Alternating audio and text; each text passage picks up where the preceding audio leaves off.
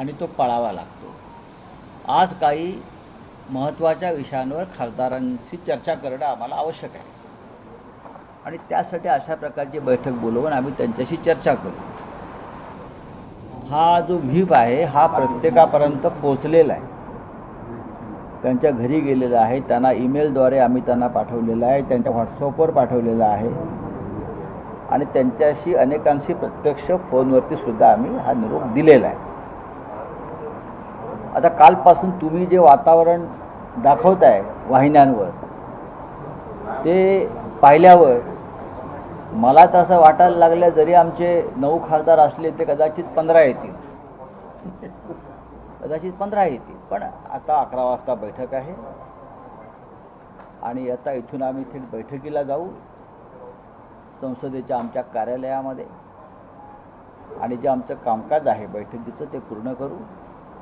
आत्ताच शिवसेना पक्षप्रमुख उद्धव ठाकरे यांचा फोन आला होता, त्यांनीही माहिती घेतली, त्यांनीही चर्चा केली, त्यांनी काही सूचना केल्या। अशा तऱ्हेने ही एक नियमित रेग्युलर प्रोसेस आहे, त्याच्यामध्ये नवीन काही नाही। अशा प्रकारचे व्हीप याआधीसुद्धा महत्त्वाच्या प्रसंगी निघालेले आहेत। हां पण आज दिल्लीत आले तुमच्याकडे माहिती आज की बैठक में न सिर्फ महाराष्ट्र पूरे देश भर की नजरें हिंदी में भी लोग जानना चाहेंगे कि आज की बैठक के बारे में हिंदी में भी बताएं क्या रणनीति होगी। भाई देखो, ये आज हमारे पार्टी के लोकसभा के नेता अरविंद सावंत जी ने जो व्हीप बजाया है, व्हीप सबको दिया है हमारे सभी सांसदों को कि आज एक महत्वपूर्ण बैठक दिल्ली के हमारे पार्लियामेंट ऑफिस में हो रही है और कुछ विषयों पर चर्चा करना जरूरी है। इस प्रकार का ये व्हीप है, 3 लाइन का व्हीप है। तो आज हम 11 बजे हमारी जो बैठक है शुरू करेंगे और मुझे मालूम नहीं अब तक कितने सांसद दिल्ली में पहुंचे हैं या नहीं है, लेकिन हमारा एक प्रोसीजर होता है पार्टी का, पार्लियामेंट्री पार्टी का या लेजिस्लेटिव पार्टी का। इस प्रकार से व्हीप को सबके घर तक पहुंचाना, सबके हाथ में कागज़ देना, सबको मेल करना, सबके व्हाट्सएप पर भेजना, ये पूरी प्रक्रिया पूरी हो गई है। राऊत साहेब आज खासदार बैठकीला उपस्थित राहणार नाही, त्यांच्यावर आजच कारवाईला सुरुवात होईल की त्यांना काही वेळ दिला जाईल? आज उपस्थित राहणार नाही त्यांच्या बाबतीत पण नहीं देखो, हिंदी में सवाल है कि राउत साहब कहा यह जा रहा है कि आपके पार्टी के एमएलए को भी तोड़ने की कोशिश हो रही है, इस पर आपका क्या कहना है? नहीं उनको ये जो लोग आप जिसका नाम ले रहे हैं ये तोड़ेंगे ये तोड़ेंगे ये तोड़ेंगे, उनको लगता है एक बार ये कर चुके हैं। अब मैं कहूँगा तोड़ के दिखाइए। आपको नहीं तोड़ेंगे ना तो शिवसेना आपका बाप, हमारे बाप का नाम नहीं बताएंगे और हमारे बाप का नाम बाला साहब ठाकरे है, समझा? हाँ, क्या खेल लगा रखा है क्या डेमोक्रेसी का? उसको तोड़ेंगे उसको तोड़ेंगे, क्या पैसे की इतनी मस्ती आई क्या आपके पास? हाँ, ये ईडी सीबीआई की धमकी आप किसको दे रहे हैं? हमको? हम जेल में जाकर आ चुके हैं, हम वापस जेल जाने के लिए तैयार है, लेकिन आपको सबक सिखा के जेल में जाऊंगा। ये देश को, देश की जो प्रतिष्ठा है, देश की डेमोक्रेसी की जो प्रतिष्ठा है, नियम है, संविधान है, उसके साथ आप खिलवाड़ कर रहे हो। हमारे पार्टी पर लोग चुनकर आते हैं, हम मेहनत करते हैं, उद्धव ठाकरे मेहनत करते हैं और आप लोग उनको किडनैप कर रहे हो, हाईजैक कर रहे हो। ये कौन सी डेमोक्रेसी है? नरेंद्र मोदी जी विदेश में जाकर बड़ी बड़ी बातें करते हैं, देश में क्या चल रहा है देखिए आप पहले। तो आज देखिए, आज की बात बस इतनी है अरविंद जी कि आज आपने जो व्हीप बजाया है, व्हीप दिया है सबको, हम इंतजार करेंगे। हाँ, और तुरंत एक्शन शुरू होगी।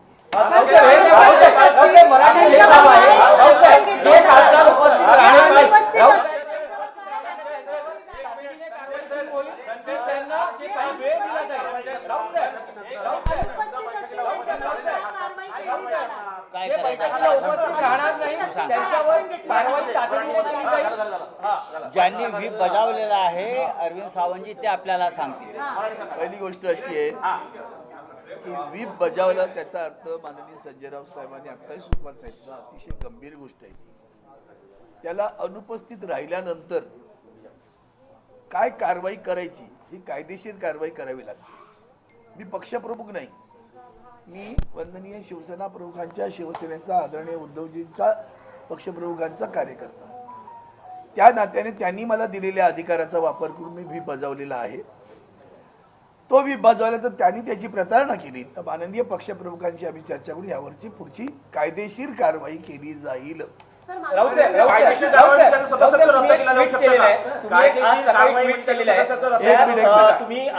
प्रश्नाचं उत्तर देतोय. यांनी विचारलं प्रश्नाचं उत्तर तर देऊ द्या. आता मुळात असं आहे मी तुम्हाला एक तुम्हाला दाखला द्यावा लागेल. सॉरी नाही बोला. दाखला द्यावा लागेल की राज्यसभेमध्ये शरद यादव हे राज्यसभेचे सदस्य होते. ते त्यांच्या पक्षाला सोडून थेट गेलेही नव्हते, परंतु त्यांनी दुसऱ्या विरोधी पक्षाच्या व्यासपीठावर जाऊन भाषण केलं आणि म्हणून त्यांच्या पक्षानं राज्यसभेच्या चेअरमनना पत्र दिलं की यांनी पक्षाशी प्रतारणा केलेली आहे, त्यामुळे यांचं सदस्यत्व रद्द करावं. आणि तसं तत्कालीन चेअरमन व्यंकय्या नायडूंनी त्यांचं सदस्यत्व रद्द केलं होतं. हा आपल्याकडे दाखला एवढं या निमित्ताने सांगतो. आहे ज्या तुम्ही आचार्य दादा धर्माधिकारी आणि बाळासाहेब ठाकरे यांची दोन विधानं सांगितलेली आहेत. तुम्ही असं म्हणतात की पैशांचे राज्य हे वेश्येचे राज्य असते, हे आचार्य धर्माधिकारींचं वाक्य तुम्ही कोट केलंय. आणि बाळासाहेबांचं एक वाक्य आहे ज्यात सध्याचं राजकारण पाहता वेश्या बऱ्या असे म्हणावेसे वाटते त्या अधिक प्रामाणिक असतात असं तुम्ही म्हटलंय. त्यात तुम्ही असंही म्हणतात की महाराष्ट्र अशा राज्याचा गोलपिठा बनवलेला आहे आणि इतिहास भाजपला कधीही माफ करणार नाही. तुम्ही सध्याच्या राजकारणाची शाहिरांची तुलना केलेली आहे. कसा गोलपिठा झालाय महाराष्ट्राचा? बघा, महाराष्ट्राचा गोलपिठा झाला हे तुम्ही मान्य केलं पाहिजे. देशाच्या राजकारणाचा गोलपिठा झाला आणि त्याचं केंद्र महाराष्ट्र आहे हे तुम्ही मान्य केलं पाहिजे. आमदार खासदार एका पक्षावर निवडून येतात आणि पैशाची प्रलोभनं दाखवल्यावरती ताबडतोब जो पेजेला दही त्याच्या शेजेवर जातात. ही जर प्रवृत्ती महाराष्ट्रात वाढत राहिली तर एक महाराष्ट्राची जी परंपरा आहे त्या परंपरेचा गोलपिठा झालेला आहे आणि ते करण्यामागे भारतीय जनता पक्षाचं योगदान आहे. बघा, दलाल खूप निर्माण होतात जे आता शिंदे गटाचे आहेत. हे दलाल आहेत सगळे गोलपिठातले. हे सगळे मी बोल राव हे सगळे गोलपिठातले दलाल आहेत आणि हे दलाल निर्माण करण्याचं काम भाजपने करून महाराष्ट्राचा आणि देशाच्या राजकीय संस्कृतीला काळीमा फासलेला आहे. आता तुम्हाला पुढलं सांगतो.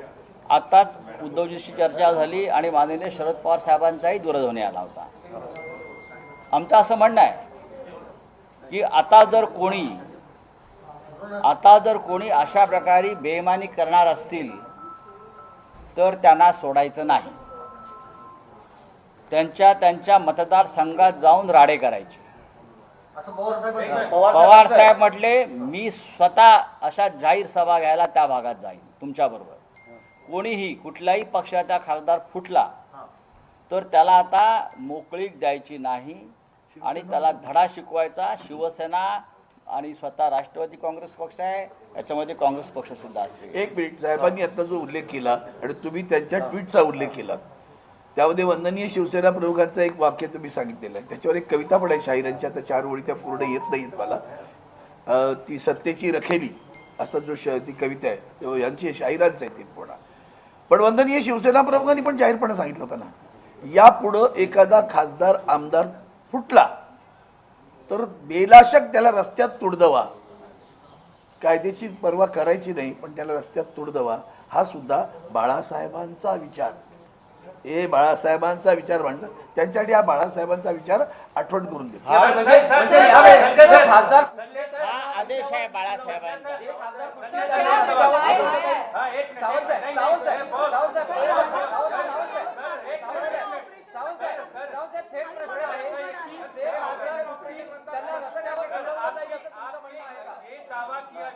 दावा किया जा रहा है कि आपकी येणार नाही असं कळतंय. काय वास्तविकता आहे? ओमराजे येणार नाही असं म्हटलेलं आहे. काय वास्तविकता आहे? ओमराजे येणार नाही मी काय? त्यांचा ऐकतोय. दावा किया जा रहा है, दावा ये किया जा रहा है कि आपकी पार्टी के 6 सांसद जो हैं वो मूल शिवसेना में मिल चुके हैं, उसमें कितनी एक मिनट, एक शब्द को दावा दावा मूल शिवसेना नहीं, मूल शिवसेना यहाँ ठीक है, बैठे, शिवसेना हाँ, यूपीटी वो के गद्दार शिवसेना। ठीक है ठीक है मूल शिवसेना शिवसेना क्या बात यूपीटी करते हैं? के नहीं, 6 नहीं। सांसद जो है एसएलपी सुप्रीम कोर्ट में चल रही है। चलिए ठीक है ठीक है ठीक है ये शिंदे की शिवसेना कब से मूल शिवसेना हो ठीक है गई? शिंदे साहब जहाँ ठाकरे वहाँ शिवसेना, ठीक है बस ठीक जहाँ ठाकरे वहाँ शिवसेना। ठीक है ये कोई शिंदे बिंदे भिंदे मिंदे अगर उनकी शिवसेना बन गई, कल कोई बोलेगा ये बीजेपी नहीं और किसी की मूल बीजेपी है। नहीं ठीक है ऐसा दावा होता किया है। जा रहा है कि आपकी पार्टी के दावा किया जा रहा है कि आपकी पार्टी के 6 सांसद उनकी तरफ मिल गए, इसमें कितनी सच्चाई है? और सर आपने जो विप जारी एक किया मिनट, क्या इनके रिप्लाई इनके आया सवाल है का कि जवाब नहीं आया देना है? मेरा कहना है, अगर सच्चाई आपको पता है, उनको अवगत नहीं, दावा जो कर रहे हैं ना, देखो अगर मैं दावा करता हूं तो दावा करने वाले को बताना चाहिए ना। तो 6 सांसदों के फोटो लेके एक बार से इकट्ठे बैठाओ और बताओ कि हम लोग यहाँ गए हैं, बस होगी। बताया क्या? कायदेशीर बाबी तपासल्या जात आहे, वेगळा गट स्थापन झालाय, पण वर्धापन दिनाच्या नंतर 21 किंवा 22 तारखेला एक मिनिट तुमच्या कायदे तो गट स्थापन झाला असं म्हणता, तो कुठे आहे? त्याची एखादी प्रत आम्ही कसं आहे बघा, आम्ही आमचा व्हीप जाहीर केला, आम्ही आमचं माननीय लोकसभा अध्यक्षाला दिलेलं पत्र सुद्धा जाहीर दाखवलं, गट स्थापन केला याचं पत्र जाहीर दाखवायला सांगा. ते माननीय आता तुम्ही म्हणालात गट स्थापन केला तो दाखवायला सांगा त्यांना, आणि त्याचा एक फोटो माननीय अहो दुखंडे एक समजून घ्या, 11 वाजता मीटिंग आहे ना, मीटिंग कशा करता बोलवली आहे? तुमची मीटिंग कशा, साधा विषय आहे, मीटिंग कशा करता बोलवली आहे, व्हीप कशा करता काढलाय? ती मीटिंग झाल्यावर तुम्ही हे प्रश्न आम्हाला विचारले ते त्याची उत्तरं देता येतील. पण एक सांगतो, बाळासाहेब ठाकरेंचा जो आदेश जो आम्हाला देऊन गेले, तुडवा चला.